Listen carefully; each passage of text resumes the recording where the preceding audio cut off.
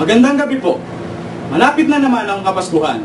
Talamak na naman ang mga modus operandi para makalamang sa kapwa. Isa dito ang high-tech ATM scam na i-report ng ating field correspondent live sa Manila. Narito si Cheche Tolentino.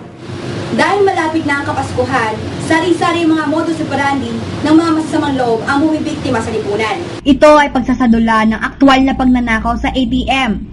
Ang mamang ito ay undercover agent ng bangko na nagsalpak ng aparato sa harap ng ATM card slot. Ang aparatong ito ay isang maliit na magnetic card reader o kung tawagin ay skimmer. Sa gilid nito ay may camera na siyang nagre-record sa PIN number ng biktima. Pagkatapos mag-withdraw ay kukunin ng aparato at ikakabit sa computer.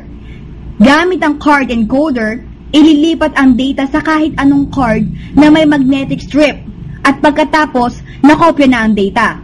Kung hindi tayo sigurado sa ATM machine, takpan natin ang keypad habang pinipindot natin ang PIN number. Dahil talamak ang mga mapagsamantala sa panahon ng Kapaskuhan, iba yung pag-iingat ang ating armas laban dito. Cheche Tolentino, nag-uulat.